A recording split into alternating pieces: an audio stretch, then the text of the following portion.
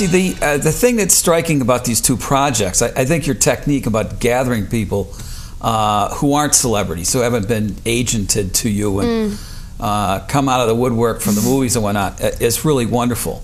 I think it allows you to get at what you're trying to get, which is sort of a redefinition of the real beauty within individuals. With men, the treatment seems to be a little different in that you're looking for, you're going against a different archetype. I mean, men are more macho, more... Right. But what's really going on inside of them? The same thing that goes on, I hate to say it, the same thing that goes on with women, but because of the way men have been defined by society, that piece of them can't come out. Both books are about role models. And really, men, this Genuine Men book is about redefining what is a positive male role model. And there is no word in the language for beauty that equates to a man. So I needed to really think about what word will capture this idea that men are beautiful because of the way they live their lives, their stories, and also that they are positive role models for all of us. And again, that's why I did not want to go to someone who's a celebrity or well-known in the culture, because a role model is somebody who is right next to you. And we don't always have to do this far-reaching grab into movies, sports. And it's your mother, your father, your brother, your uncle, your community leader, your teacher. Positive male role models are all around us. And but the tagline I love to say is that we can all learn from the stories of men. It amazes me with my students. I ask them, you know, who's the most important person in your life, and they invariably will say their father or their mother or both. Right. And I guess the expectation is, you know, it'll be Martin Luther King, or it'll be... Yeah, I think there's a difference, though. If you were to ask somebody who their role model is, you may get a different answer.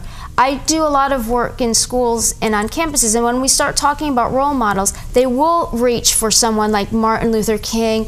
If they're sports, if they're into an athlete who's into sports, they'll grab for the well-known athlete. And it's an interesting, tiny difference of words versus role model versus who's the most important. And my hope is that, again, we'll start the discussion, that role models are these people like your father and the people who are close to you, and not necessarily someone who's further out of your immediate circle. Someone who's an image rather than a real person. Exactly. What struck me with this, why I started, was I had my son was young at the time, and he is a soccer player. And he wanted to be, his role model was the famous soccer player that he sees in the streets when we go home to Italy. And I think that's a wonderful thing. But he wanted to be like him because he sees him in restaurants. He sees how people scream when he comes onto the field, the fancy car he drives. And he doesn't see the real person behind all of that. And there's a big difference between someone's public image and their very personal self that they don't share. And I really wanted my son to understand that there's a very personal side to people, there's a quiet side, and those are the characteristics that we want to look for when we're looking for role models. Yeah, that's interesting, because there's an assumption that there is a private side to the soccer player, but we don't really want to know what it is. No, we don't. It might be too common. Exactly. And these people they're just like you and I. They get up, and we hear it. They get up in the morning, they brush their teeth, they have their breakfast just like everyone else. But when it comes to celebrity, people want to know the secrets, and there may or there may not be any. So again, regular, ordinary men doing extraordinary things every single day, to show that's really what it is in life. Did you have a different, I'm tempted to say more difficult, but I think a different time trying to find out what that genuine quality was in men? No. And I was under the same assumption you were. I did not think that men would open up to me as a woman. And I was very, skeptical at first about doing the project. But when I started, the most wonderful thing happened, and it was that men shared, and they shared a lot. I jokingly say I interviewed 35 women, and no one shed a tear. And with the 35 men, I had a half a dozen criers. And it was really nice. The first time it happened, I didn't know what to do with it. And at the end of the interview, the gentleman said to me, "Thank you so much for giving me the space to talk about these things." Is that what they were crying about? That they had space to let out and know that it was safe and it was okay, and that by doing this, that they were going to help other men because they knew that other men had the same concerns, worries, things built up inside of them, and that they were going to be helping other people. That's really it. Now that gives language to that thing. Yeah. You often see this in literature, but you also run into it with your friends, that they really are just, men are just looking for a safe place. That's exactly what it is. And when you give it to, and a lot of times, again, because of the definition that we've given what a man's supposed to be like and what a man's supposed to do, they don't do it in their everyday life. They may not do it in front of their children, no matter what age their children are, whether they're small children or grown children, because they're not supposed to. So given the space and the proper conditions, they will share those kinds of feelings. Does their language change?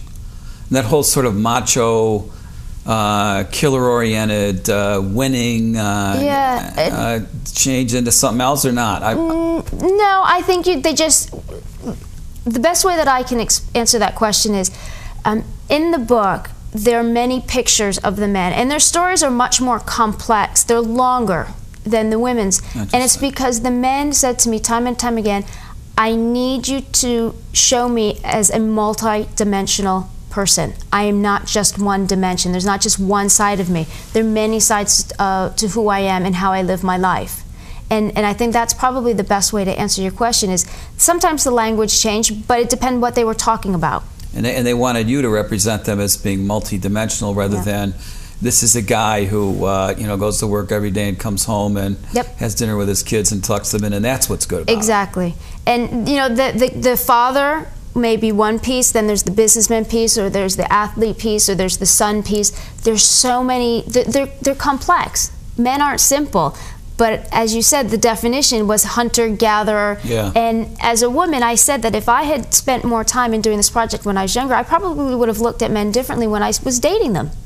Because we only see these one sides. That's a great line you just said there, I think. I mean, the difference between dating men and knowing them. Absolutely. So, because what they're willing to show you based on the definition that they have been taught by society to show what they're supposed to show. And what you want to see. So it's all about everybody's meeting everybody else's expectations. And again, it's similar to with the women.